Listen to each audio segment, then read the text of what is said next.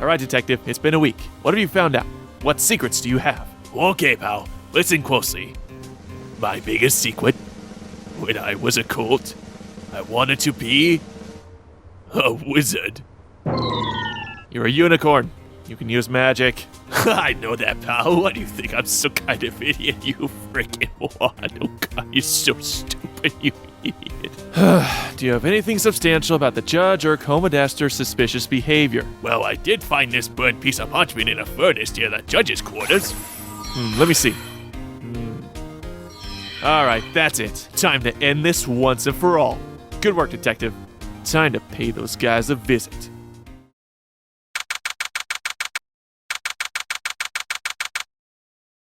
Alright, everything is almost ready, just... Uh-oh.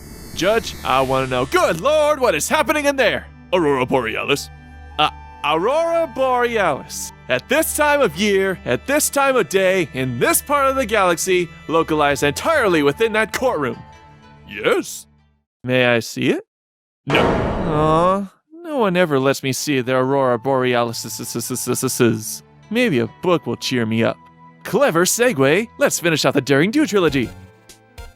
The Forbidden City of Clouds begins with Daring hot off her previous treasure recovery, returning a cursed crown to reunite it with its tiara counterpart to prevent eternal night. This reminds me of the 800 years of scorching heat Aoizotl attempted to bring in Daring Don't. Again, just like that event, couldn't that be something that Luna, our Princess of the Night, could easily reverse? Though admittedly a minor plot point, seeing as it's not our main adventure. On to the adventure actual. After a failed robbery attempt by Caballeron's hench ponies, we learn about Cirostratus, a hidden city no one has ever found or returned from, except for one, an explorer named Brumby Cloverpatch, who apparently gave up his life of adventuring upon leaving the Forbidden City and its ancient treasures. Our Golden Pegasus heads out to meet the mysterious Earth Pony in the all-unicorn city of Alto Terre. An interesting aspect we learn from the city is that all of the ponies here are monochromatically colored. It's interesting to think about how such a phenomenon could occur, as most ponies we've seen usually contain even a mildly different secondary hue. Later on in Cirostratus, we see that Pegasi living there have 3 marks under their eyes and long floppy ears. Is it something social or environmental that causes such unique traits among ponies and different appearances? We're no strangers to different styles of ponies, like the delegates from Saddle Arabia and their unique body structure. With the crystal ponies and their radiant coats, it's kind of a combination of both social and environmental effects. Social because of the ponies' collective belief and reminder of their crystal heritage is what gives them their luminance, otherwise they're dull and depressed, and environmental because of the crystal heart's power giving them that crystal look. As for the ponies of Alto Terre and Cirostratus, if I had to speculate, I would guess it's more environmental because the Unicorn City lies in a high altitude location in the Unicorn Mountain Range, and the Forbidden City lies at an even more extremely high altitude. Such elevations can have adverse physical and psychological effects on someone, so it's plausible in this magical world of rainbow equines, we can assume it can affect ponies given them unique body traits. Anyway, Daring eventually finds the elusive Brumby, who's a little hesitant to help regarding his past history with the city. Brumby character-wise is a somewhat eccentric loner persona whose mysterious demeanor gives him an intriguing past so anyone to look more into, but unfortunately we don't stay with him long enough to really know his character more thoroughly. Using his airship and circumnavigating a specific mountain range exactly 22 times, the two enter the outer realm of the Forbidden City. Brumby leaves her, mentioning his banishment from Cirostratus, and asks to give a letter to a contact in the city, thus leaving Daring to explore the city herself. Cirostratus is uniquely designed, being surrounded by a golden halo dome, but even more interesting is for anyone to actually see the city, a special monocle is actually required to view it. Otherwise it appears as though you're walking on air. In a funny scenario that Daring encounters. It's also funny to imagine Daring bopping around the city looking sophisticated with that said monocle. Like Cloudsdale, there are dwellings that are built into the clouds, however, non-cloud objects such as statues, other types of homes, or other non-vapor objects can lie on the clouds. Could it be due to the cloaking, some magical enchantment, or are these just a unique type of cloud that only exists in the city? Either way, Cirostratus is not only one of the more unique civilizations in Equestria, but another aspect of the city is that the rulers and its city are omnipotent. Like a scene where an alarm being triggered as Daring snoops around the entrance, but she hears this alarm, a message about her being a intruder, and other messages within her head during her entire adventure.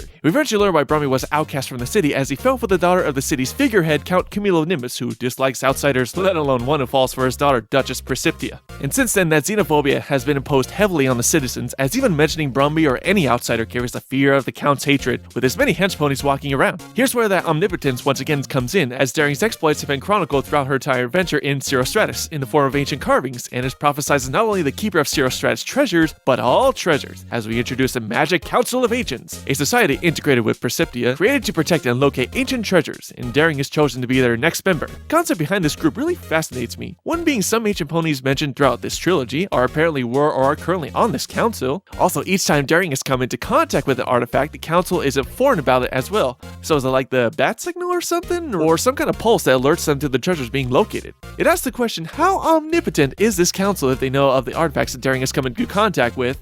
And with that, how truly powerful are they? With a society created by a powerful sorcerer, its lineage will probably leave a long line of powerful ponies in its wake. It's also mentioned that Daring is tasked to find the Sacred 22, which are other artifacts in Equestria, which leaves the story open enough to continue the series possibly in the future. And so our story comes to a close with Perceptia giving Daring the half-gilded horseshoe, a powerful mysterious relic that controls the cloaking on the city, along with its golden halo dome surrounding it. Which, while it will actually bring down the cloaking and reveal the city, Perceptia says it's time to be open with Equestria again and end this solitude cycle. It kinda reminds me of the ship episodes from Trigun, where a group of people who lived isolated forever have to now adapt to a new, relatively unknown environment facing the harsh brunt of reality, but will inevitably adapt and survive. Two things though. While it is a grand gesture to introduce your people to the rest of Equestria, Perceptia isn't really giving the citizens a word in edgewise and thus forcing this inevitability on them regardless of their feelings toward Equestrian citizens. The other being the Count. He's old, but he's still alive and still holds that hatred of outsiders. By the fact that a bounty was placed on Daring's head and the guards were actively looking for her, I think he's going to notice when the city's revealed and isn't going to be too happy about that. And nothing's really resolved or any type of interaction with this legitimate figurehead at any point in this story. Kind of a big plot hole not including him anywhere. Another technical error I saw, like in the first book where exposition summaries of a character doing something off screen in a previous chapter, like a conversation Daring had or minor research into something. Pretty much the show don't tell argument. Besides those problems, there really wasn't that much that stood out wrong in this story. The pacing was a little quick at the end, consuming so much information at once, but it was pretty well paced otherwise. The humor was good once again, working off Daring's brash personality and attempts to acclimate to the city, and it had a great amount of mystery and intrigue to make you interested in how Daring would be affected during this adventure. In the overall trilogy, I probably have some problems here and there, but honestly, these are really good books. Great adventure, so much world building, unique and fun dramatic scenarios, constantly leaving you guessing where the story will go, and I highly recommend you check these out. If only I could have checked out that Aurora Borealis. Those are so cool. If only I... Wait a minute! What am I doing? It's my ship! I'll see whatever I want. Time to end this mystery once and for all.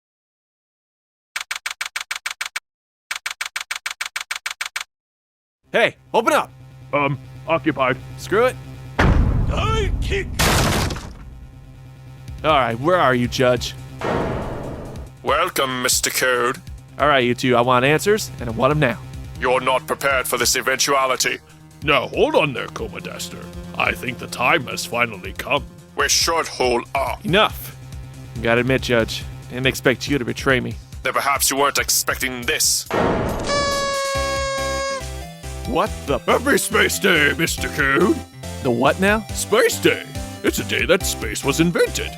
I don't even know how to respond to that.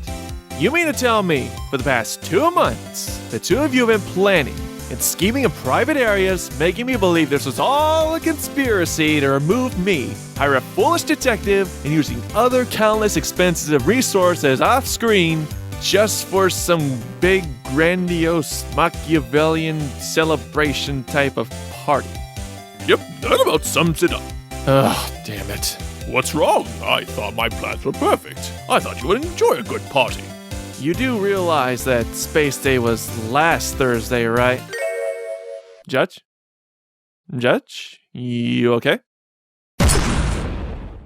And that's the story of Turnabout Super Sexy Surprise Party. What do you think? That was one of the most stupidest anticlimaxes I've ever read in my life. A false villain angle? A bumbling detective? You never found out what was on that burnt letter? This is terrible. What was the deal with making that fanfiction book some kind of mystical artifact? And there was nothing sexy in this script. Bad grammatical errors, convoluted storyline, bottom line, this was just awful. Well, that's why I need an editor like you. Forget it. Well, what if it had more explosions? No. Zombies? No. Sexy mares and blackjack? You're on the right track. Also, the mayor or card game? Both. Well... And more dive kick. Bingo, we got a Pulitzer. Woohoo! Rock on!